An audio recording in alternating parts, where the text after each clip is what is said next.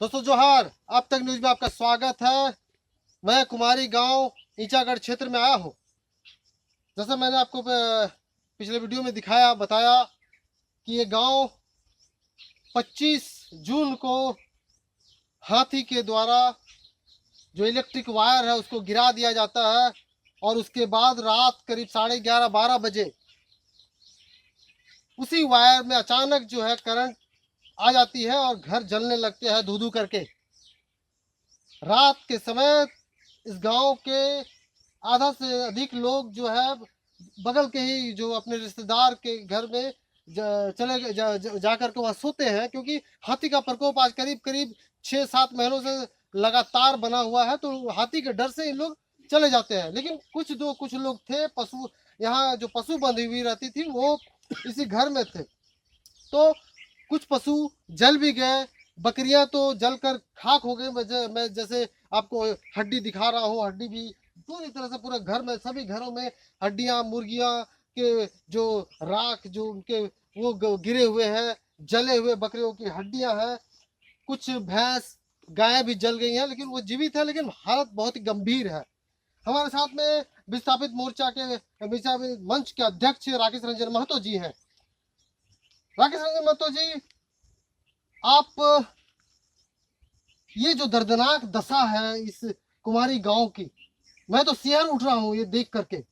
इस गांव के लोग किस तरह से, एक तो डैम 42 साल से परेशान किया हुआ है, डैम का पानी परेशान किया हुआ है, और आज जो है हाथी का प्रकोप, लेकिन सरकारी तौर पर कोई निदान नहीं। आज आप आए हैं, पहले भी आप आए हैं, आज आपने यहाँ आकर जायजा लिया कि सरकारी तौर पर क्या चीज क्या क्या मिली है, लेकिन यहाँ वही एक ही सवाल, एक ही जवाब, होगा होगा। क्या कहेंगे ये दशा देख करके, क्या बोलेंगे? सबसे पहले तो मैं आपके चैनल को धन्यवाद देता हूं, और ये बहुत ही दुखदाई घटना है। बहुत ही मतलब शब्द, आज पहली बार मेरे पास शब्द की कमी हो रहा है इन दर्द को बयान करने के लिए। और यहाँ पर जो 10 परिवार, ये 12 परिवार रहा करते थे, वो मेरे दिल के बड़ी करीब करीब भी हैं। और दुर्भाग्य इस बात का है कि 25 जून को ये घटना घटती है। 24 जून को मैं इन्हीं परिवारों से एक सामाजिक जो एक ये था उसमें मैं आया हुआ था। सबसे घुल मिल के गया, सबसे बातचीत करके गया, हंस हंस के सबसे मिले इन सारे लोगों को। उसके बाद अगला ही दिन रात के 1 बजे मेरे दोस्त जितेंद्र जी, जो कि यहाँ के ग्राम प्रधान भी है, इनका कॉल आता है कि सब कुछ बर्बाद हो गया। ये तो डर गया, सिहर गया कि क्या है बात आखिर। तो बताया कि ऐसे ऐसे हमारा जितने वहाँ पर घर के सारा चीज़ सब समाप्त हो गया है। तो अगला दिन पहुँचता हूँ। आज से इस महीने के 15 दिन और पिछले महीने के 5 दिन, यानी कि 20 दिन पूर्व की यह घटना है। आपका 25 जून की घटना है। इस मंजर को देखते, तबाही के मंजर को आपने तो कैमरे में कैद कर लिया। पहुंचते हैं, पहुंचने के बाद उस दिन तो लगा कि हाँ, हमारे प्रशासक, हमारे जनप्रतिनिधि सभी सक्रिय हैं, और हमें लगा इस पीड़ित परिवारों को मुआवजा तुरंत मिलेंगे। मुझे वो दिन याद आ रहा है, आज मुझे वो दिन याद आ रहा है जब यहाँ पर हमारे चांडिल अनुमंडल पदाधिकारी सुब्राम मैम, हमारे विधायक सविता मैम, जिला उपाध्यक्ष मधुश्री मैम, साथ ही साथ प्रखंड विकास पदाधिकारी, अंचल अधिकारी, आपका वन विभाग के सारे पदाधिकारी, बिजली विभाग के पदाधिकारी, और लगभग इस क्षेत्र के रहने वाले प्रमुख गांव के जितने ग्रामीण में जो प्रमुख लोग थे, सभी लोगों के बीच में उन लोगों ने कहे कि 5 से 7 दिन के अंदर इस पीड़ित परिवारों को हम लोग जितना जल्दी हो सके सारा मुआवजा देंगे। अब दुर्भाग्य है कि आज 20 दिन होने के बाद भी आप देख रहे हैं कि ये परिवार दर दर भटक रहा है। केवल मुआवजा बड़ी बात नहीं है, इन लोगों को घर बना कर देना चाहिए। शासन प्रशासन को ये चाहिए कि घर बना करके दे इन लोगों को। मुआवजा पैसे तो वो तो हमें लगता है, घोलमाल हो हमें लगता है ये जितने भी पदाधिकारी हैं या जनप्रतिनिधि हैं, सिर्फ ढोंग का काम करते हैं। अरे आज से 20 दिन पूर्व इन्हीं चूल्हा पर 10 परिवार का पेट भरण पोषण होता था। आज इसी जगह पर खेती करके, कृषि करके लोग अपना जीवन यापन करते थे।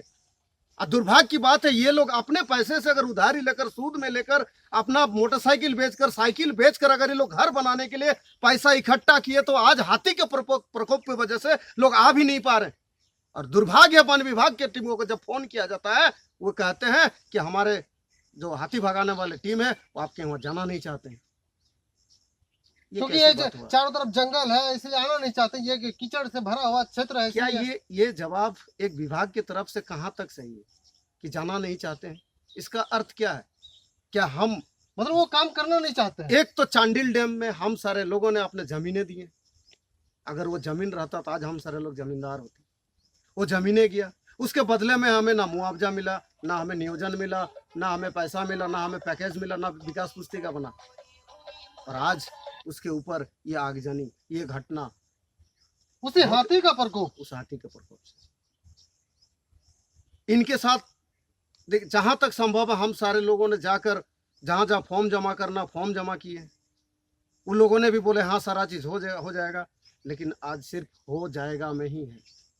जब पशुओं की बात किए, जब मुर्गियों की बात किए, जब बतखों की जो नुकसान की क्षतिपूर्ति की बात किए, तो अनुमंडल पदाधिकारी, विधायक तो नहीं चाहते हैं। एक तो चांडिल डैम में हम सारे लोगों ने अपने जमीनें दी हैं। अगर वो जमीन रहता तो आज हम सारे लोग जमींदार होते। वो जमीनें गया, उसके बदले में हमें ना मुआवजा मिला, ना हमें नियोजन मिला, ना हमें पैसा मिला, ना हमें पैकेज मिला, ना विकास पुस्तिका बना। और आज उसके ऊपर ये आगजनी, ये घटना, उसी हाथी का प्रकोप, उस हाथी के प्रकोप से इनके साथ जहां तक संभव है हम सारे लोगों ने जाकर जहां जहां फॉर्म जमा करना फॉर्म जमा किए। उन लोगों ने भी बोले हाँ सारा चीज हो जाएगा, लेकिन आज सिर्फ हो जाएगा में ही है। जब पशुओं की बात किए, जब मुर्गियों की बात किए, जब बतखों की जो नुकसान की क्षतिपूर्ति की बात किए, तो अनुमंडल पदाधिकारी, विधायक, मैम, सभी लोगों ने कहा ये तो नहीं हो सकता, लेकिन इस परिवार की स्थिति को देखते हुए, इन 10 परिवार की स्थिति को देखते हुए, सरकार की तरफ से जो पशुधन जो योजना है उसके अंतर्गत इन सारे लोगों को पशुओं से भी मदद किया जाएगा। लेकिन मैं कल ही का पेपर में देखा, कुकड़ू प्रखंड में 15 परिवारों को बकरी बांटा गया, लेकिन उन 15 परिवारों में से एक भी व्यक्ति ये नहीं थे जिसको आज वाकई में जरूरत है। आज सोच सकते हैं, आप कल्पना कर सकते हैं, मेरी वीडियो को देख, अगर वीडियो को अगर हमारे विधायक मैम तक, हमारे अनुमंडल पदाधिकारी मैम तक, हमारे जिला उपाध्यक्ष मैम तक जाता है, तो आप एहसास करके देखिए कि ये रात कैसे गुजार रहे हैं। एक घर में 10-10 परिवार को ठूंसा गया है। और हमारे सामाजिक रीति भी है कि बड़े भाई की जो है छोटे भाई की पत्नी एक जगह पर रह नहीं सकते हैं। आज क्या स्थिति बना के रखे हैं? आज क्या स्थितियां हैं? आज हमारी कोई वजूद ही नहीं है, हमारा कोई अस्तित्व ही नहीं है। आज देखिए बर्तन, आज बर्तन, जितने बर्तन है गल के गोल सिक्का का रूप हो चुका है। आज चावल तो लोग आके दे रहे हैं, लेकिन ये सोच नहीं रहे कि ये चावल ये पकाएंगे किस में। बहुत ही दर्दनाक हालात है इस गांव की। और जो बचा भी था, 2 घर बचा था, मैं दिखाना चाहूंगा। आप देखिए, जो 2 घर बचा हुआ था उसको भी हाथी का 2 दिन पूर्व हाथी ने इसको भी तोड़ दिया। क्या वन विभाग सोया हुआ है? क्या प्रशासन सोया हुआ है? क्या वन पदाधिकारी, फॉरेस्टर का, रेंजर का, डीएफओ का क्या कोई कर्तव्य नहीं बनता है? कोई जिम्मेदारी नहीं बनता है? हमारे विधायक का क्या कोई जिम्मेदारी नहीं बनता है? यहाँ का प्रखंड विकास पदाधिकारी, अंचल अधिकारी, क्या क्यों किसी का भी जिम्मेदारी नहीं बनता है कि एक बार हम पता करें कि उन परिवारों को क्या हुआ, वो परिवार कैसे जी रहे हैं, वो परिवार कैसे खा रहे हैं, वो परिवार का जीविका कैसे चल रहा है? क्या हम मनुष्यों का जीवन का कोई कीमत नहीं है? दोस्तों, आज जो सांसद, विधायक या जो भी सरकारी पद ले लेते हैं चुनाव के बाद में, लेकिन वो तो बड़े बड़े पदों में चल जाते हैं, बड़ी बड़ी गाड़ियों में घूमने लगते हैं, बड़े बड़े बंगलों में चल जाते हैं। लेकिन जो है यहाँ इस गांव की, जो झारखंड के गांव की जो तस्वीर है, बहुत ही हालात खराब है, बहुत ही दयनीय हालात है। मैं झारखंड की खास करके बात करूंगा। ये चारों तरफ से जंगल है और ये लोग जो है कीड़े मकोड़ों की तरह से जल रहे हैं, मर रहे हैं, कट रहे हैं, लेकिन भूखे मर रहे हैं। इनकी कोई देखने वाला नहीं है। राकेश रंजन जी, यहाँ की जो विधायक है, विधायिका है, वो इस तरह से निर्जीव की तरह कैसे रह सकती है? क्या उनको दुख इनका दिखाई नहीं पड़ रहा है? देखिए, होता क्या है ना कि कोई भी व्यक्ति का लगाव तभी बढ़ता है जब उस समुदाय का हो। समुदाय का मतलब मैं जाति धर्म से नहीं बात कर रहा हूँ। समुदाय का अर्थ में ये बोल रहा हूं कि जब उस समाज से जहां से वो अगर क्षेत्रीय होती, हमारे बीच की होती, तो उन्हें समझ में आता कि हम सारे लोगों का तकलीफ क्या है, उनको क्या है। टाटा में रहती हैं, क्या दिक्कत है? टाटा से यहाँ क्या मतलब? उनके घर में तो पानी नहीं जा रहा, उनके घर तो नहीं जल रहे, वे तो पक्के मकानों में रहते हैं, उनकी क्या समस्या है? यहाँ अगर रहते, यहाँ अगर आते, अगर अपने क्षेत्र की भ्रमण करते, तो समझ में आता कि कितने मुश्किलों में दो बार साल में दो बार इनके फसलों को डुबाया जाता है।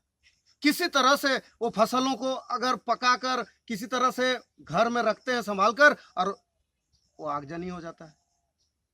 साल भर का फसल एक एक घर में ना ज्यादा तो कम से कम 1-1 लाख 1.5 लाख का नुकसान हुआ है। मुर्गी, बतख, जो पशुधन है पशु, अनाज, इन सारे चीजों में लगभग हर परिवार का 1-1 1.5 लाख रुपया। और सबसे बड़ा बात, इनका आशियाना नहीं है। ये रहेंगे कहाँ? कितने दिन रहेंगे? इनका आशियाना नहीं है, इनके चूल्हा नहीं है, इनके कपड़े नहीं है, सोने के लिए बिस्तर नहीं है, खटिया नहीं है, सारा कुछ जल कर राख हो गया। सारा चीज जल कर राख हो गया। क्या उनको समझ में नहीं आता है? अभी जैसे जितेंद्र भाई से बात हो रहा था, ये बोले कि 1 महीना के अंदर सारा चीज हो जाएगा। आज 25वां दिन है, 5 दिन इंतजार कर रहे हैं, 5 दिन देख रहे हैं कि 5 दिन के अंदर अगर इन पीड़ित परिवारों को उचित न्याय नहीं मिलता है तो बहुत बड़ा जन आंदोलन होगा।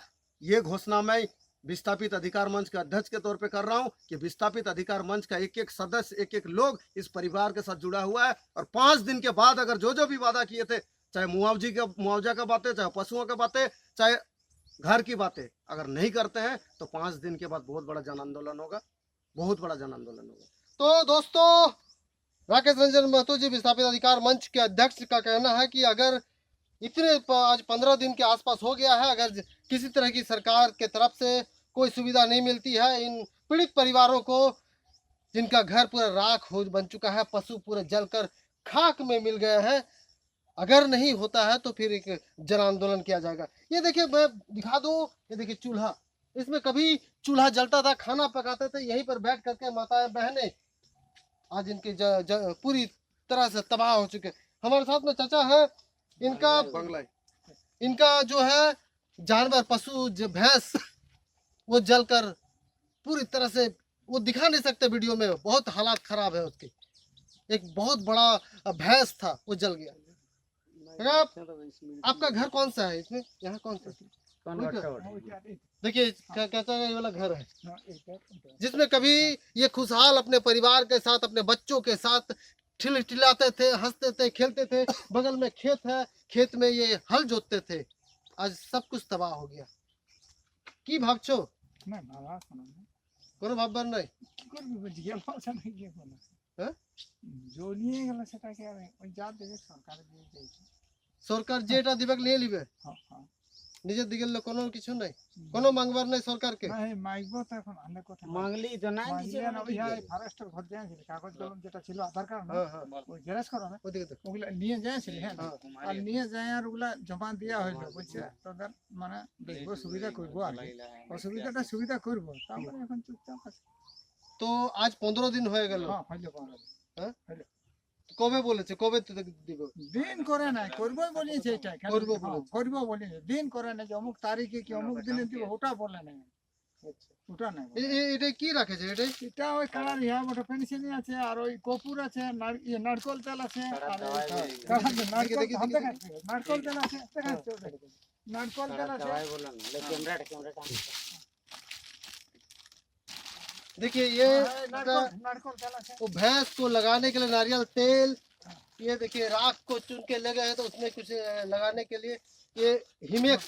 হ্যাঁ এটা ये हिमेक्स, 80 টাকা দাম, এটা 6-7টা লাগাইছি।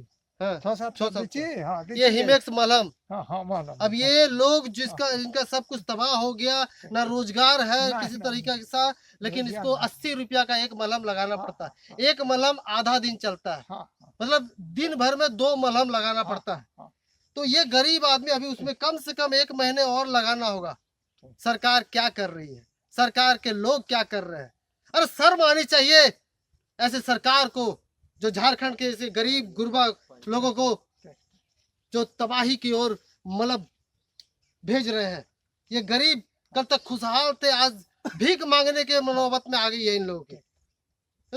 টাকা আর কি করবে এখন? এখন আর কি করবে? ঘর নিজেই বানাবে নাকি কি করবে? এরপরে দেখো ওগুলা যদিও টুকটাক ছিলই বাঁচামাছি ঘরের টুকটাক ছিল তো কাড়াটার দিকেই তো চিকিৎসা হয়ে মাছি রয়ে গেছে এদিকেই তোমার এদিকেই তো চিকিৎসা হয়েছে আর ঘরে পয়সা কিছু ছিল আর কি सब हाँ, सब हाँ। जले गल হ্যাঁ যদি না। वही तो बड़ो बक्सा देखी फैला হ্যাঁ, আছে হ্যাঁ, হ্যাঁ। तो दोस्तों ये है कुमारी गांव दियाडी ईचागढ़ क्षेत्र की तस्वीर, दर्दनाक तस्वीर। आज इन लोग भूखमरी के कगार पर आ गए हैं, भूखमरी के कगार पर। हो सकता है कि आने वाले दिनों में, हालांकि यहाँ झारखंड के लोग भीख मांगना अपने मंजूर नहीं है इन लोगों की। ये मेहनत कश होते हैं यहाँ ईचागढ़ क्षेत्र के लोग, ये लोग मेहनत करके जी लेंगे लेकिन भीख नहीं मांगेंगे। ये लोग बहुत स्वाभिमानी होते हैं ईचागढ़ क्षेत्र के लोग। अब तक न्यूज लगातार ईचागढ़ क्षेत्र में बना हुआ है। दोस्तों ज्यादा से ज्यादा वीडियो को शेयर करें, लाइक करें, ये दर्दनाक तस्वीर को दिखाइए। धन्यवाद, जोहार।